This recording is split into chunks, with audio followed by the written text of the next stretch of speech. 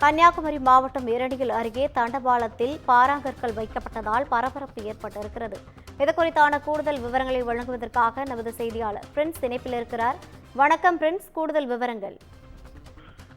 வணக்கம் ரவினா. அதாவது மங்களூருக்கு கன்னியாகுமரியிலிருந்து பரசுராம் எக்ஸ்பிரஸ் ரயில் இயக்கப்பட்டு வருகிறது. இந்த ரயிலில் ஏராளமான பயணிகள் பயணம் செய்து வருகின்றனர்.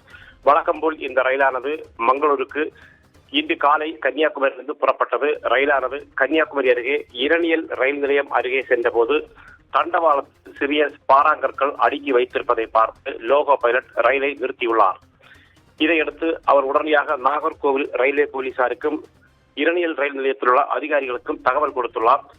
இதை பார்த்த அதிகாரிகள் மற்றும் போலீசார் சம்பவ இடத்திற்கு சென்றனர். பின்னர் தண்டவாளத்தில் அடுக்கி வைக்கப்பட்டிருந்த கற்களை அகற்றினர்.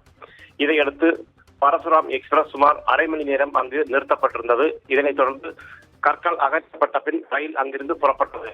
மேலும் இது தொடர்பாக நாகர்கோவில் ரயில்வே போலீசார் மற்றும் அதிகாரிகள் விசாரணை நடத்தி வருகின்றனர். தண்டவாளத்தில் கற்களை அடுக்கி வைத்த நபர்கள் யார் என்பது குறித்தும் அந்த பகுதியில் உள்ள சிசிடிவி காட்சிகளையும் ஆய்வு செய்து வருகின்றனர். ரயிலை கவிழ்க்க சதி நடந்ததா என்ற கோணத்திலும் போலீசார் விசாரணை மேற்கொண்டு வருகின்றனர். ரயில் நிறுத்தப்பட்ட சம்பவம் அப்பகுதியில் பரபரப்பை ஏற்படுத்தியுள்ளது. கூடுதல் விவரங்களை வழங்கியமைக்காக நன்றி பிரின்ஸ்.